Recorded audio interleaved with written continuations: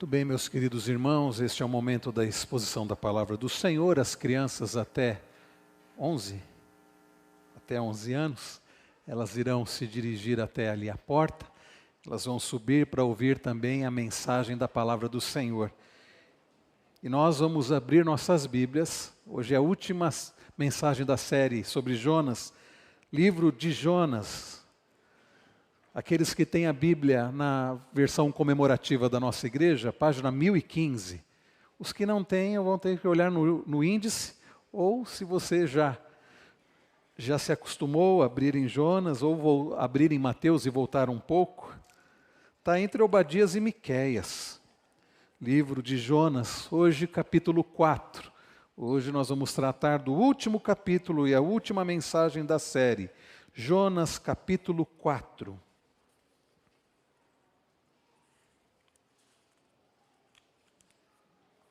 Jonas capítulo 4. Eu peço que os irmãos acompanhem com atenção, com interesse, com fé. É a palavra de Deus para o nosso coração. Nos diz assim: mas Jonas ficou muito aborrecido e com raiva. Ele orou ao Senhor e disse: Ah, Senhor, não foi isso que eu disse estando ainda na minha terra? Por isso me adiantei fugindo para Tarsis, pois sabia que tu és Deus bondoso e compassivo, tardio em irar-se e grande em misericórdia, e que mudas de ideia quanto ao mal que anunciaste. Agora, Senhor, peço que me tires a vida, porque para mim é melhor morrer do que viver. E o Senhor disse: Você acha que é razoável essa sua raiva? Então Jonas saiu da cidade e sentou-se num lugar a leste da mesma. Ali construiu um abrigo, sentou-se na sombra para ver o que aconteceria com a cidade. Então o Senhor Deus fez crescer uma planta por cima de Jonas para que fizesse sombra sobre a sua cabeça, a fim de o livrar do seu desconforto. E Jonas ficou muito contente por causa da planta. Mas no dia seguinte, ao amanhecer, Deus enviou um verme que atacou a planta e ela secou. Quando o sol nasceu, Deus fez soprar um vento leste muito quente. O sol bateu na cabeça de Jonas, de maneira que ele quase desmaiou. Então pediu para morrer, dizendo: Para mim é melhor morrer do que viver. Então Deus perguntou a Jonas: Você acha que é razoável essa sua raiva por causa da planta?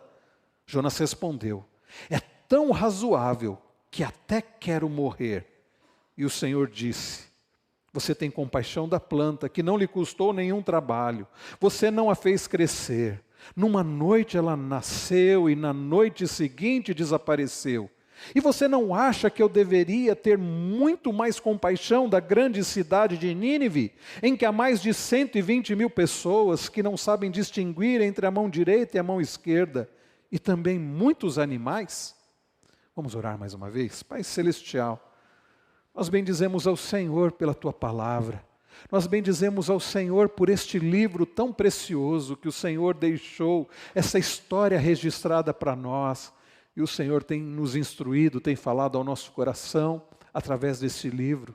E hoje, Senhor, ao findar este livro, nesta última mensagem, pedimos que o Senhor continue a falar conosco, como Tua serva já pediu, ó Deus, que o Senhor fale ao nosso coração através da Tua palavra. Não permita que nada nos atrapalhe de ouvir a Tua voz através da pregação da Tua palavra. Fale também às crianças, ó Deus, instrua-as, ó Pai, para que elas cresçam no conhecimento do Senhor e aprendam a amar ao Senhor sobre todas as coisas. E é no nome de Jesus, o nosso amado Senhor e Salvador, que nós oramos gratos.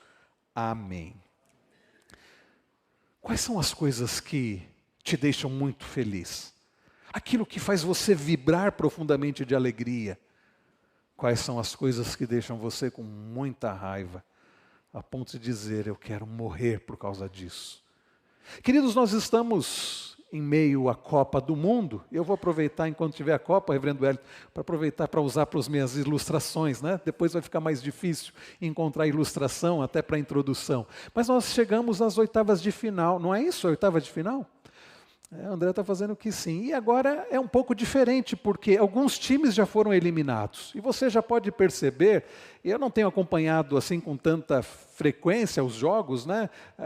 Tenho conseguido acompanhar mal e mal do Brasil. Mas é possível perceber nas reportagens, filmando os torcedores dos times que já foram eliminados. A tristeza, alguns chorando desesperadamente pela eliminação do seu país, do seu time. É possível também acompanhar a alegria dos torcedores, dos jogadores daqueles times classificados. E pulam e gritam, é uma alegria muito grande.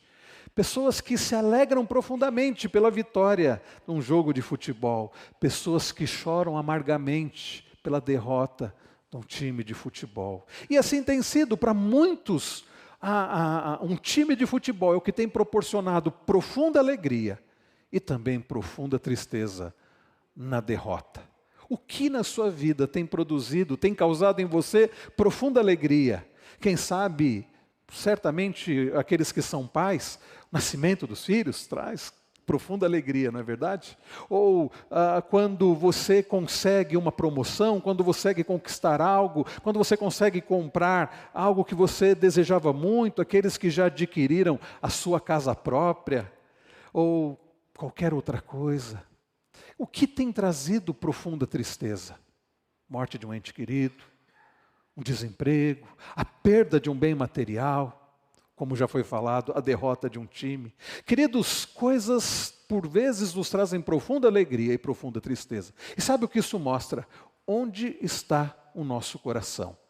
E por vezes, eu diria que a maioria das vezes, quase que sempre, o nosso coração centrado em nós mesmos vai se alegrar quando nós conquistarmos o conforto e vai se irar profundamente quando o conforto for tirado de nós, porque nós nos amamos muito. No capítulo que nós lemos hoje, nós vamos aprender sobre um Deus que é um Deus misericordioso, que é diferente de nós, que se alegra por coisas tão importantes, diferente de nós que nos alegramos só no nosso egoísmo, por nós mesmos, e não conseguimos nos alegrar pela salvação de um perdido. Diferente de nós, o Deus que é misericordioso, bondoso. E este Deus que nos ensina, que trata o nosso coração, como nós vemos aqui ele tratando com Jonas, tratando o nosso coração, como nós precisamos ter o nosso coração tratado pelo Senhor, e o Deus que nos chama a sermos como Ele. Em resumo, a mensagem desta noite é essa: nós temos um Deus que é misericordioso, bondoso, que tem alegria na salvação de pecadores e salva pecadores, um Deus que trata o coração do seu povo, porque nós somos diferentes dele, e o faz para que sejamos mais parecidos com ele. Este é o resumo da mensagem desta noite. Nós vamos aprender isso em 3 partes. A primeira parte é esta: Deus, Ele não é como nós não somos como o Senhor. Olhe comigo, versos de número 1 a 3. Mas Jonas ficou muito aborrecido e com raiva. Ele orou ao Senhor e disse: Ah, Senhor, não foi isso que eu disse estando ainda na minha terra? Por isso me adiantei fugindo para Tarsis, pois sabia que Tu és Deus, bondoso e compassivo, tardio em irar-se e grande em misericórdia, e que mudas de ideia quanto ao mal que anunciaste. Agora, Senhor, peço que me tires a vida, porque para mim é melhor morrer do que viver. Queridos irmãos, nós temos aprendido muitas lições ao longo deste curtíssimo livro, apenas 4 capítulos. E eu quero pedir, se os irmãos puderem projetar aqui o panorama do livro de Jonas, para a gente lembrar um pouquinho do que nós vimos até então. Nós olhamos, queridos, no capítulo de número 1, nós tivemos 2 mensagens olhando para o capítulo de número 1, e um comentarista bíblico resume o capítulo 1 dizendo Jonas correndo de Deus. No capítulo 1 nós lemos sobre Deus chamando Jonas, dizendo: levante-se, vá à grande cidade de Nínive e prega contra ela. Nínive era a capital da Síria. A Síria era um povo bárbaro, um povo terrível, com um exército muito cruel. A Síria que já vinha, era o império da época, que já vinha conquistando muitas terras e muitas nações.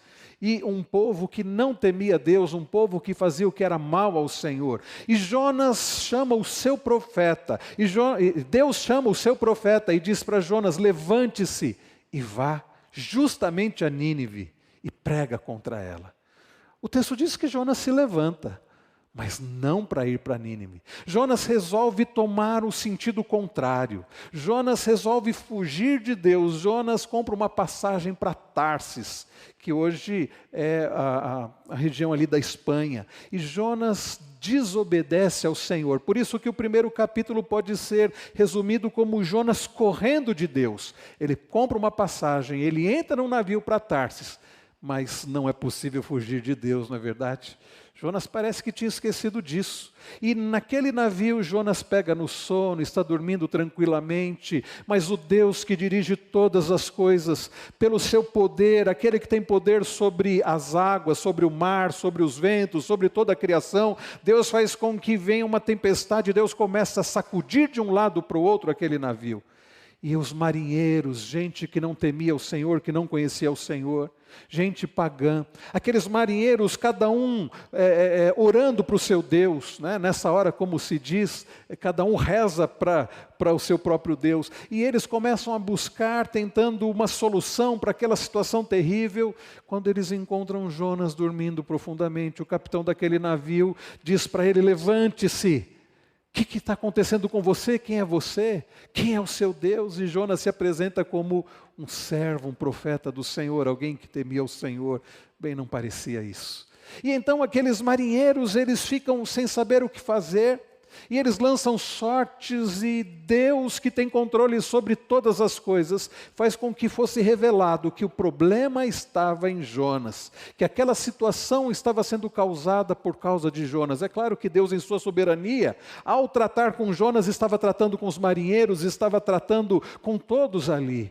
E aqueles marinheiros então dizem para Jonas: o que nós vamos fazer? E Jonas diz: me lancem ao mar.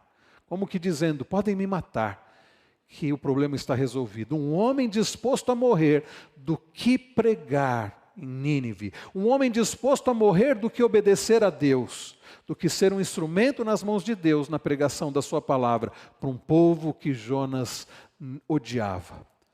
Nós vimos na história aqueles marinheiros, então, eles tentam de tudo quanto é jeito fazer para que aquilo não acontecesse, mas não tem jeito, e eles dizem para o Senhor, eles oram, não é impressionante isso?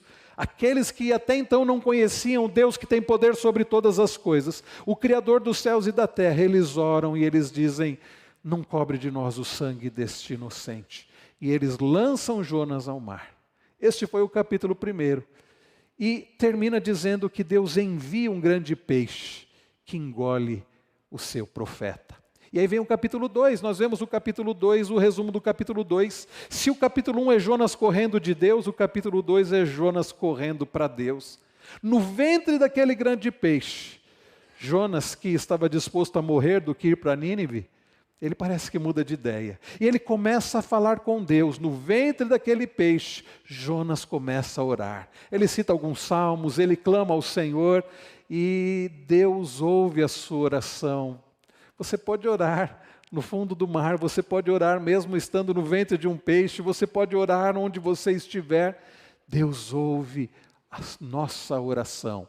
E Deus ouve a oração de Jonas, e Deus então faz aquele peixe vomitar Jonas, justamente em Nínive. Nós chegamos então no 3º capítulo, Jonas correndo para Nínive. Primeiro nós vimos Jonas correndo de Deus, depois nós vimos Jonas no ventre de um peixe correndo para Deus, clamando a Deus, Deus ouvindo a sua oração e Deus fazendo aquele peixe vomitar Jonas em Nínive, naquela praia. É Jonas agora correndo para Nínive.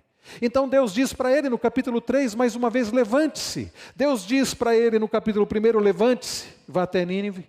Deus usa o capitão do navio para dizer para ele, levante-se. E agora no capítulo 3, mais uma vez, Deus diz, levante-se. E Jonas prega. E Jonas passa então pregando naquela cidade aquela mensagem de juízo, aquela mensagem que Deus havia mandado ele pregar, que Nínive seria destruída. E o que acontece, meus irmãos?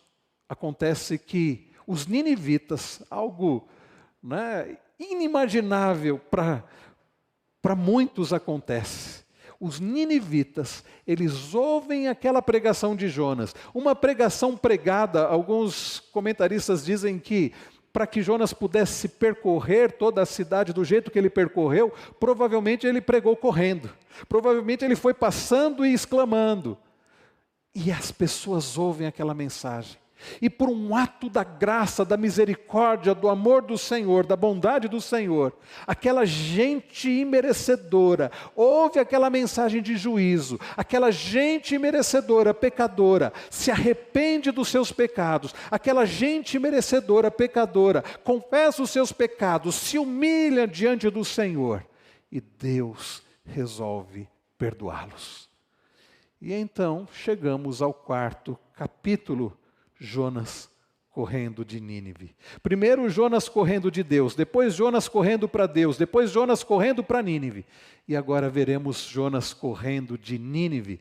Stuart Olyott, ele que escreveu também um livro sobre Jonas e pregou também esta mensagem no Congresso da Fiel, ele coloca com as seguintes palavras, pode colocar aí, ele resume os capítulos dizendo, o capítulo 1 é Jonas de costas. Jonas se voltando contra Deus, fugindo de Deus. O segundo capítulo é Jonas de joelhos. Bem, Jonas não ficou de joelhos dentro do ventre do peixe, mas figuradamente Jonas se humilhou e pediu o socorro do Senhor. O terceiro capítulo é Jonas de pé, Jonas pregando.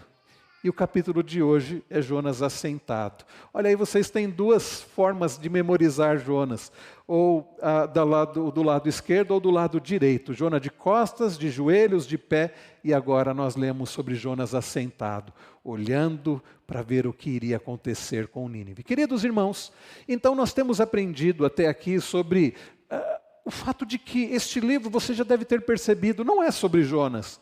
Não é sobre o grande peixe, não é sobre marinheiros, não é sobre o verme, não é sobre a planta. Aliás, há muita discussão, que planta foi aquela? Não vamos entrar nessa discussão. Mas o livro de Jonas não tem a ver com baleia, com grande peixe, nem mesmo com Jonas. Vocês perceberam o que tem a ver o livro de Jonas? É sobre o Deus de Jonas. É sobre um Deus grande em poder, que tem poder de controlar tempestades, ventos. É sobre o grande Deus, queridos, que dá ordens. É sobre o grande Deus que não diz para o homem, faça o que você quer.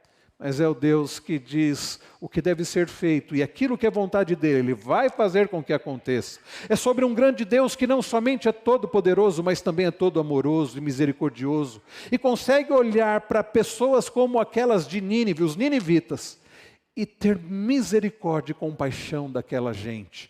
Este livro, meus irmãos, é sobre Deus. E aqui, queridos, nós vemos que o relato, interessantemente, não acaba no capítulo 3.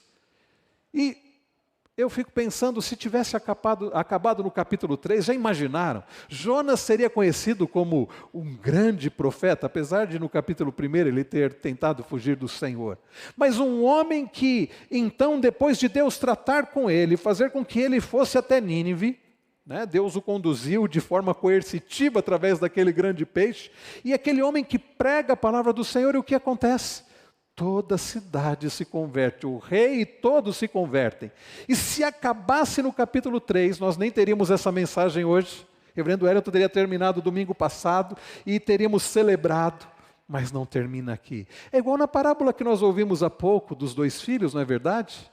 Ela não termina com o filho mais moço voltando para casa e o pai se encontrando com ele, e o pai o beijando e o abraçando e colocando sandália nos pés, anel no dedo, dizendo, recebendo aquele filho e se alegrando e dando uma festa. Não, não acaba.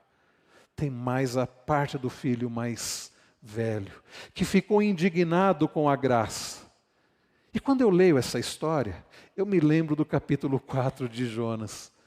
Um filho mais velho aqui também, alguém que já servia ao Senhor, indignado com a graça. Nós olhamos para o capítulo 4, meus irmãos, e nós vemos Jonas indignado com a graça de Deus, a semelhança daquele filho mais velho da parábola que Jesus conta. Observem comigo, queridos, que o verso 1 começa, mais Jonas, mais o quê? Porque se nós observarmos como termina o capítulo 3, diz que Deus viu o que fizeram, como se converteram do seu mau caminho. Deus então mudou de ideia quanto ao mal que tinha dito que lhes faria e não fez. O capítulo 3 termina falando sobre a misericórdia de Deus, a bondade de Deus, a salvação do Senhor. E o capítulo 4 inicia dizendo: mas Jonas, diante da misericórdia, da bondade, da salvação do Senhor. Aliás, nós vimos no capítulo 2, verso 9, que a salvação pertence ao Senhor. Mas Jonas não se alegra com isso. O que eu creio que qualquer evangelista, qualquer pregador ficaria muito feliz. Olha, eu preguei, e olha que bênção de conversão. Jonas fica profundamente aborrecido. Mas Jonas, acompanhe comigo o verso 1, ficou muito aborrecido e com raiva. Aquilo, queridos, que era motivo de alegria, a semelhança dos fariseus e escribas dos dias de Jesus, ao contemplarem publicanos, meretrizes, pecadores se aproximando de Cristo, ao contemplarem pecadores se aproximando de Jesus comendo com eles, e ao contemplarem aqueles pecadores se arrependendo e sendo salvos, ao invés de se alegrarem, nós acabamos de ler em Lucas 15, que eles estavam indignados, e eles diziam: este come e bebe com pecadores. A semelhança daqueles fariseus e escribas, e a semelhança de muitos de nós, Jonas está indignado com a graça. Ele está indignado com o fato de Deus agir com bondade e misericórdia para com os ninivitas. Verso 2 diz: ele orou ao Senhor e disse: ah, Senhor. E ele se refere ao Senhor usando o nome de Deus. Pode perceber aí, Senhor, tudo com letra maiúscula. É o nome com que Deus se revelou. Alguns creem que a pronúncia seja Iavé, outros Javé. Ah, Senhor, é o Deus da aliança. Não foi isso que eu disse estando ainda na minha terra? E agora Jonas vai revelar por que é que ele resolveu fugir. Por que é que ele resolveu ir para Tarsis, lá no capítulo 1, quando Deus mandou ele ir até Nínive? Ele resolve fugir, queridos, porque ele diz na continuação do verso 2: por isso me adiantei, fugindo para Tarsis, pois sabia que tu és Deus bondoso e compassivo, tardio em dar-se de grande misericórdia. Percebam, queridos, a acusação que Jonas faz para Deus. Ele diz: eu fugi porque eu sabia que o Senhor é assim mesmo. O Senhor é misericordioso, o Senhor é bondoso, o Senhor é muito paciente, compassivo, longânimo. O Senhor é um Deus que tem misericórdia, o Senhor é um Deus que age com pessoas que não merecem com bondade. E isso, meus irmãos, que deveriam soar como palavras de louvor, de adoração a Deus, saem da boca de Jonas como palavras de acusação. Alguém indignado com a graça, alguém revoltado com o fato de servir um Deus que, diferente dele, diferente de Jonas, era misericordioso, é bondoso, é paciente. Jonas não era nada disso. Diferente de Deus, Jonas era alguém impaciente. Jonas era um tipo de pessoa que, se alguém falhou, tem que pagar. Certamente é aquele tipo de pessoa que dizia assim: não mexe comigo, não pise no meu calo, eu vou pagar com a mesma moeda. Você deu, você vai tomar também. Jonas era um tipo de pessoa que não admitia Deus usar de bondade, ainda mais com os assírios, com os ninivitas, gente que fazia mal ao próprio povo de Deus. Jonas, diferente do Senhor, ele não era misericordioso, ele não enxergava os outros pecadores com compaixão. Jonas, diferente do Senhor, não era bondoso. Jonas, diferente de Deus, não era paciente.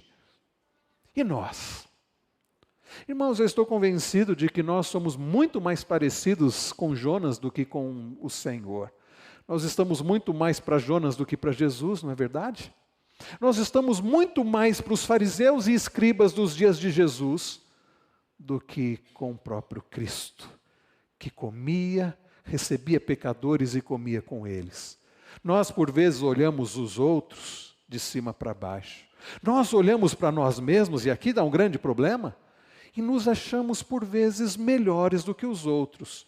Ah, eu não sou como fulano de tal. Eu até sei que eu não sou perfeito, alguns até admitem, mas eu não sou tão mal quanto fulano de tal. Ah, se eu não mereço muita coisa boa, muito menos aquele lá. Eu até acho que, pelas coisas boas que eu faço, pensam alguns, eu até mereço algumas coisas boas. Eu até acho, se você sair por aí e perguntar, fizer uma pesquisa e perguntar, você acha que você merece a salvação? Você acha que quando você morrer, você vai para o céu? Uma pergunta assim, né?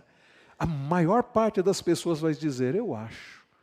E se você insistir e ir um pouco além e dizer assim, e perguntar, mas por que você acha que quando você morrer, você vai para o céu?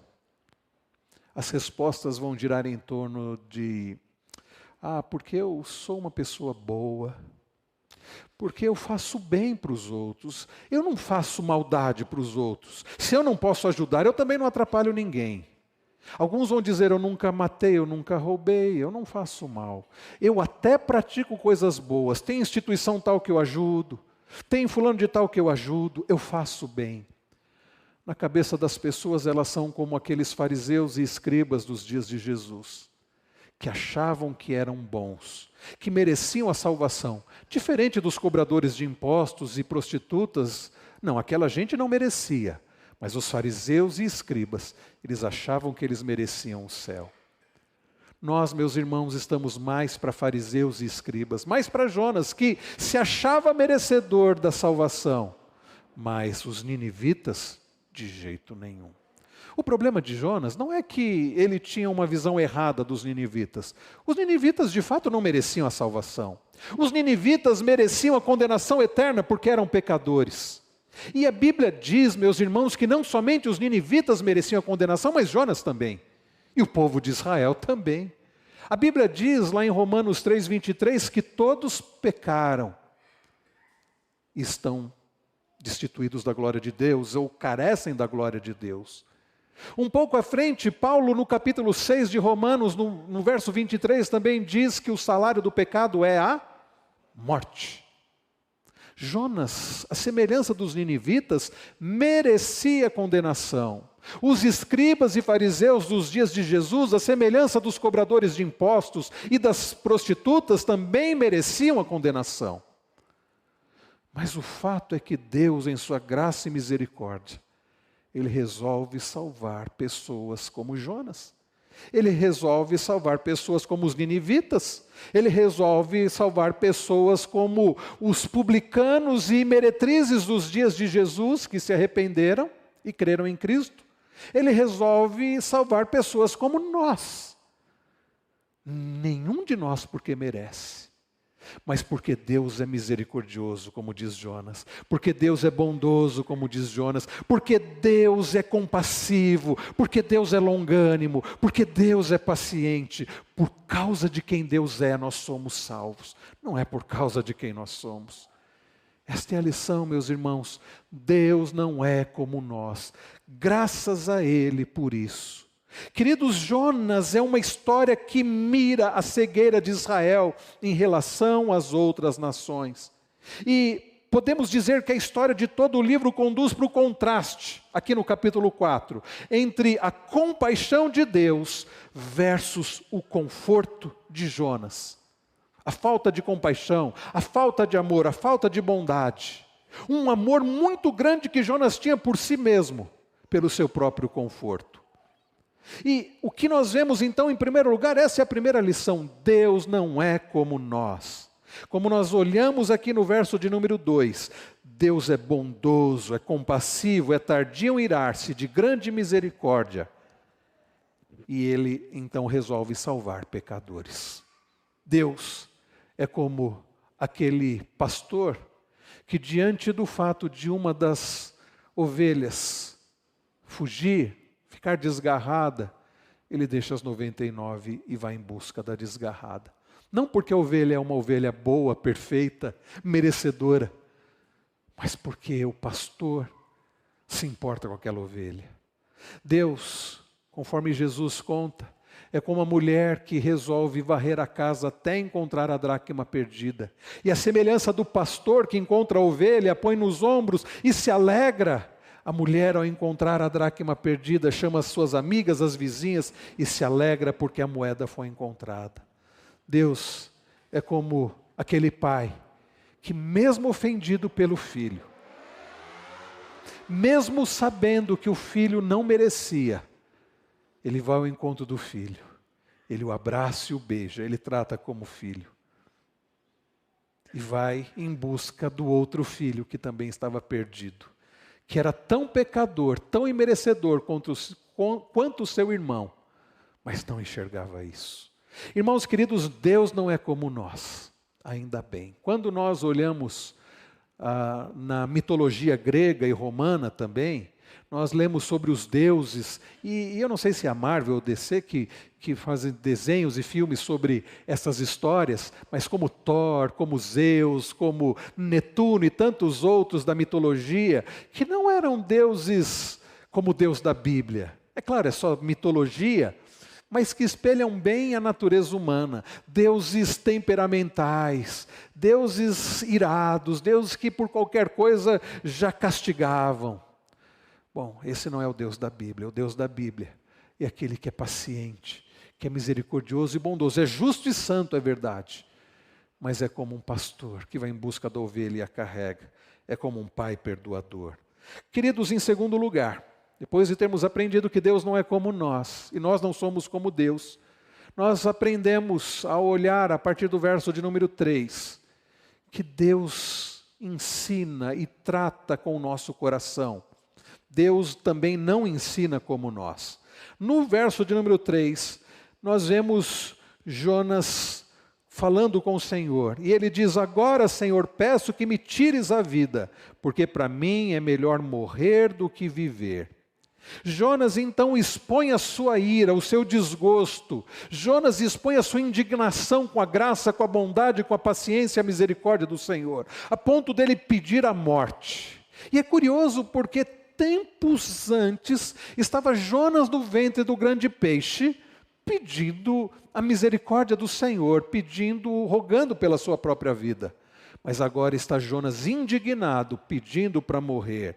E é curioso, queridos, e Deus de fato não é como nós, porque se fosse eu, é isso que você quer? Bom, você já pediu isso, né? Eu te ajudei e agora você está pedindo de novo para morrer? Então morre, miserável. Eu acho que eu faria isso, irmãos. Ainda bem que eu não sou Deus, e ainda bem que você também não é Deus, porque eu acho que você não teria tanta paciência com Jonas. Mas Deus, que não é como nós, olha em verso de número 4, ele diz para Jonas: você acha que é razoável essa sua raiva? Jonas, você acha que você tem razão de estar irado desse jeito? Pensa, Jonas, reflita sobre o motivo de você estar tão irado. Deus está levando Jonas a considerar sobre o próprio coração. E é curioso porque Jonas, a Bíblia não diz, a Bíblia não menciona a resposta de Jonas. Se Jonas disse alguma coisa para Deus, não está revelado. A impressão que nos dá é que Jonas não respondeu nada, como ele já havia feito isso. Jonas dá as costas. E diz o verso de número 5 que Jonas saiu da cidade e sentou-se num lugar a leste da mesma. Ali construiu um abrigo, sentou-se na sombra para ver o que aconteceria com a cidade.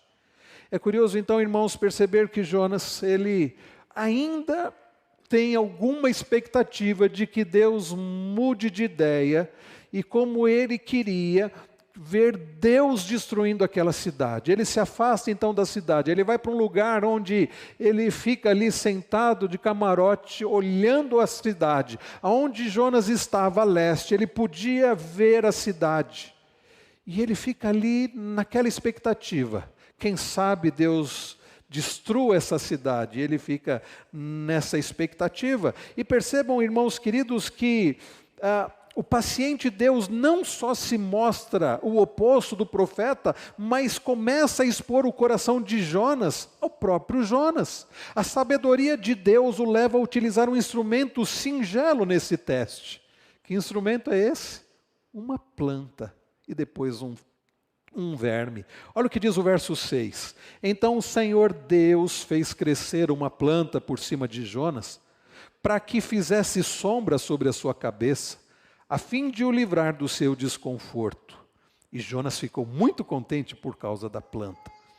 Vejam, meus irmãos, como Deus usa uma pedagogia interessante, né?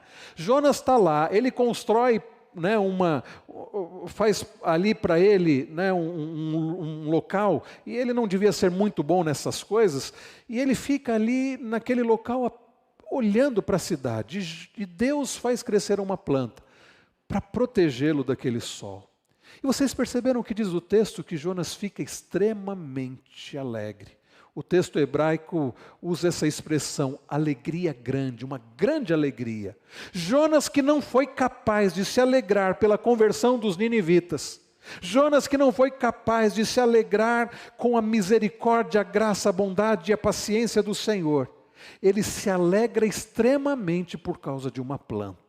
Mas, irmãos, não se enganem pensando que Jonas era um amante de plantas. A questão não era a planta em si.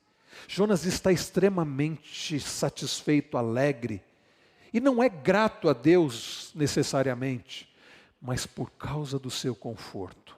Alguém que depois de ter pregado, né, feito aquela sua pregação, certamente até em movimento, correndo, certamente depois de ter ficado sob o sol durante muitas horas, alguns creem que Jonas até estava sofrendo de insolação.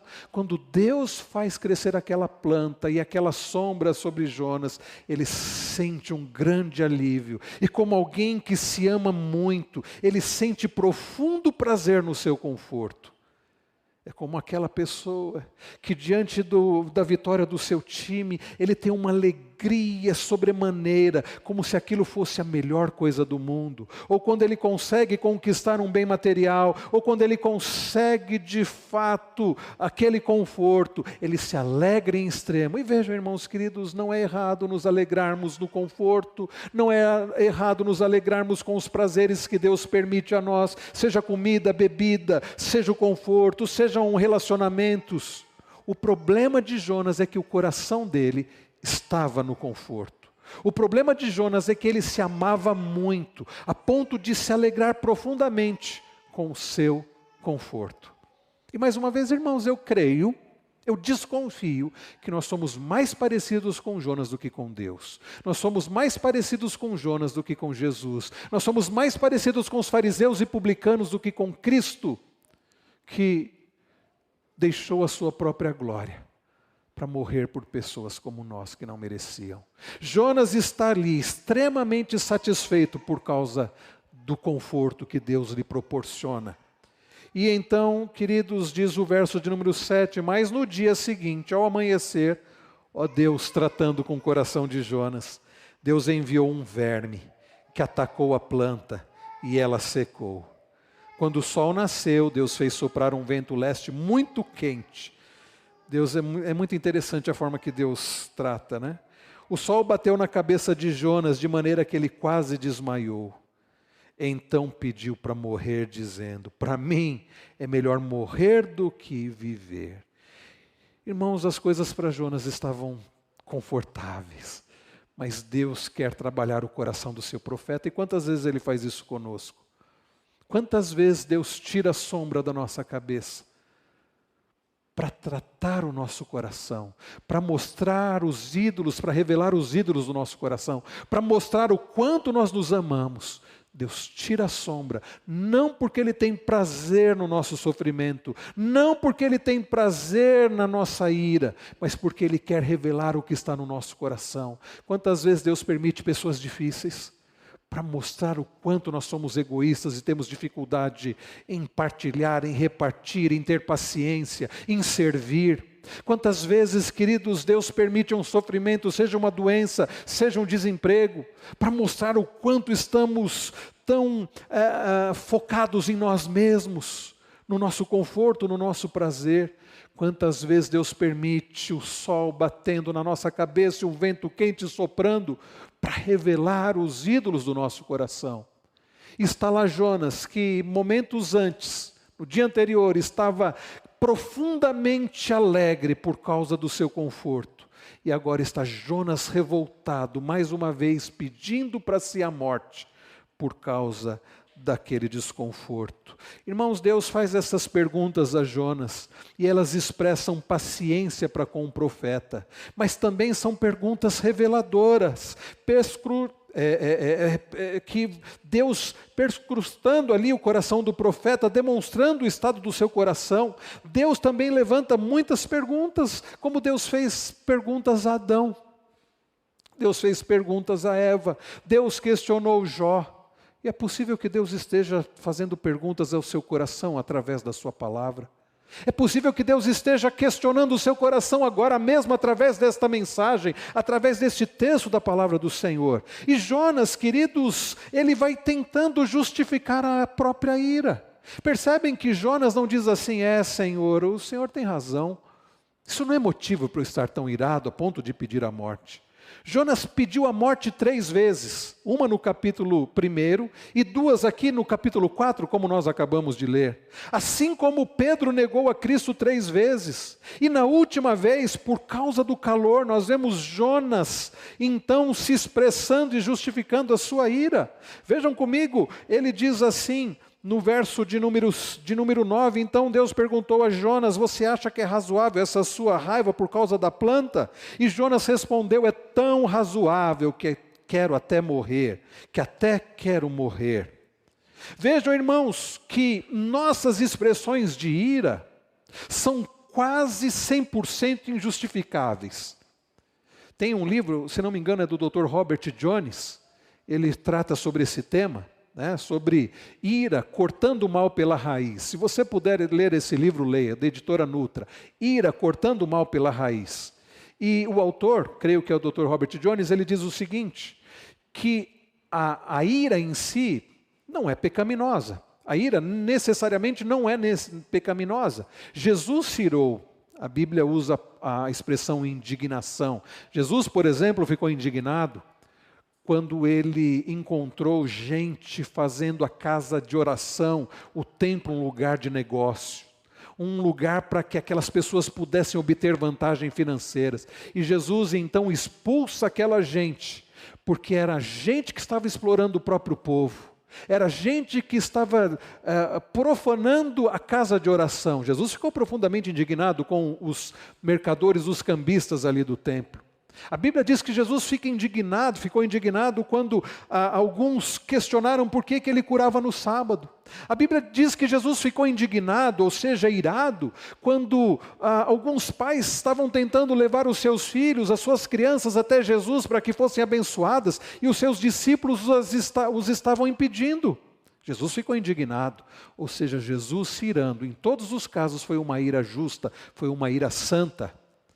Mas a nossa ira não é assim, não é verdade? Por que é que você se ira?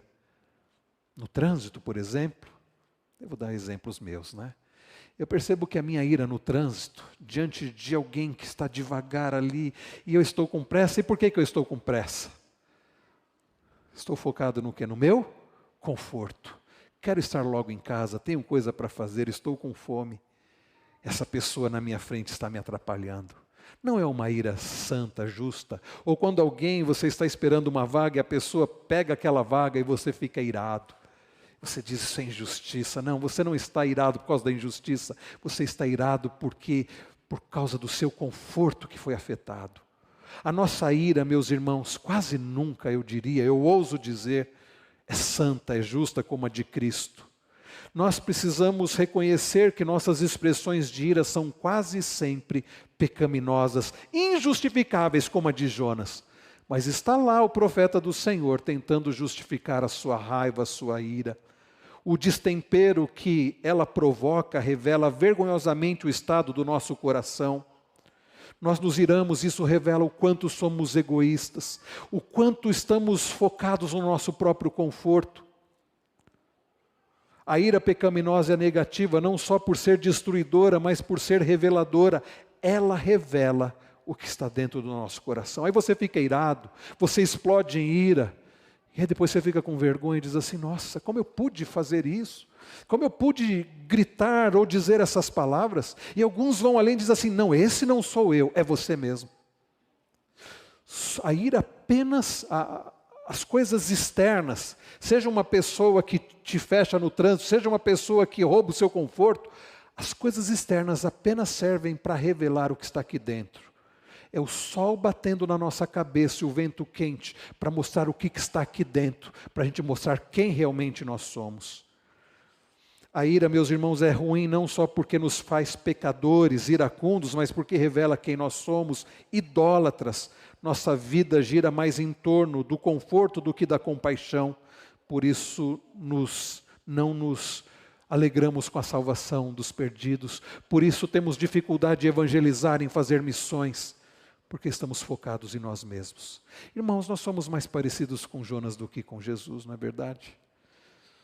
Agora, Deus é diferente. Deus é diferente. Em terceiro e último lugar, meus irmãos, nós vemos que Deus, depois de termos visto que Deus não é como nós, Deus não ensina como nós, Ele trata o nosso coração. Em terceiro e último lugar, Ele faz isso para nos tornar mais parecidos com Cristo, para nos fazer como Ele é bondoso em amor. Olhem comigo versos 10 e 11. Depois de Jonas falar sobre tentar justificar a sua ira, o Senhor disse, verso 10, você tem compaixão da planta que não lhe custou nenhum trabalho? Você não a fez crescer? Numa noite ela nasceu e na noite seguinte desapareceu. E você não acha que eu deveria ter muito mais compaixão da grande cidade de Nínive, que há mais de 120 mil pessoas que não sabem distinguir entre a mão direita e a mão esquerda, e também muitos animais? Percebam, queridos irmãos, Deus está tratando com Jonas e Deus está mostrando para Jonas o porquê que Deus é misericordioso, porquê que Deus é compassivo, porquê que Deus é tão diferente de Jonas. Vejam que há um padrão aqui. Deus tem tratado com Jonas desde o primeiro capítulo. Ele diz para Jonas, levante-se. Depois Deus usa o capitão de um navio para dizer a mesma coisa para Jonas, levante-se. E Deus trata com aqueles marinheiros que passam a conhecer o Senhor e passam a temer o Senhor. E Deus usa um peixe para engolir Jonas, preservá-lo da morte naquele mar. E Deus conduz Jonas até a praia de Nínive. E Deus vem tratando e vem usando vem usando a natureza, a criação. E nós vemos a providência de Deus em todos os atos neste livro. Deus agindo em favor de pessoas que não mereciam, inclusive Jonas. E aí chega no final do livro. E depois de Jonas tentar justificar a sua ira, Deus vai dizer para ele, Jonas, você tem compaixão. Na verdade, Deus está mostrando para Jonas o seguinte, você só está se importando com você, mas eu olho além do que você, enxergo além do que você vê. Jonas, você só consegue olhar para você mesmo. Sabe aquela frase? A pessoa que só consegue enxergar o próprio umbigo? A pessoa que só está focada no seu próprio ventre? Deus está dizendo para Jonas, Jonas, você é assim, você só consegue enxergar as suas necessidades, você só consegue buscar o seu próprio prazer e conforto. Eu não, eu vou além, eu consigo enxergar o que você não está vendo. Irmãos queridos, o livro de Jonas termina revelando uma das virtudes mais preciosas de Deus. Aliás, é ruim falar isso porque todas as virtudes de Deus são preciosas, mas o livro de Jonas termina revelando uma das virtudes preciosas de Deus, de que Ele é misericordioso, muito benigno e tardio em irar-se. Deus diz assim, você tem compaixão, na verdade de você mesmo, dessa planta que trouxe conforto para você, e eu não haveria de ter compaixão de Nínive. Diz Deus no verso 11, você não acha que eu deveria ter muito mais compaixão da grande cidade de Nínive? 120 mil pessoas, gente que não consegue distinguir a mão direita da esquerda. Você diz assim, levanta a mão direita, é capaz de muitos levantarem a esquerda. Gente que não sabe por que está vivendo do jeito que está vivendo. Gente que precisa da minha graça, da minha salvação, da minha misericórdia. Irmãos queridos, pena que nós não refletimos as virtudes do Senhor para com aqueles que estão perecendo, para com aqueles que nos ofendem. Se a história de Jonas revelou um pouco mais das nossas feiuras, nós carecemos, irmãos, mais de Jesus, o qual era compassivo para com aquelas ovelhas que não tinham pastor. Se essa história revelou os ídolos do seu coração e a sua feiura, como tem revelado os ídolos do meu coração, a boa notícia para nós é que nós temos um Deus que é capaz de deixar 99 ovelhas em busca da que se desgarrou. Nós temos um Senhor que recebe pecadores e come com eles. Nós temos um Senhor que é como aquela mulher que varre a casa até encontrar a moeda e se alegra profundamente. Não por causa da moeda, mas é o Deus que se alegra com a salvação de pecadores. Nós temos um Deus, queridos irmãos, como nós lemos ainda há pouco, em Lucas, capítulo de número 15, que é como aquele pai que vai em busca do filho que havia se perdido, e o trata como filho e o perdoa.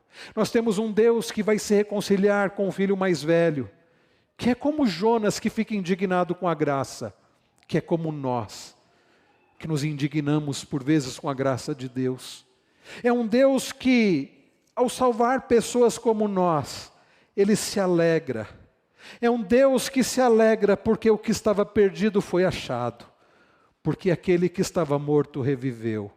A boa notícia para nós, irmãos, que somos mais parecidos com Jonas do que com Jesus, que somos mais parecidos com os fariseus e publicanos do que com Jesus, é que nós temos um Salvador amoroso, bondoso, misericordioso. Nós temos um Deus assim, que salva pessoas como nós, que pode nos fazer mais parecidos com Cristo. Feche os seus olhos.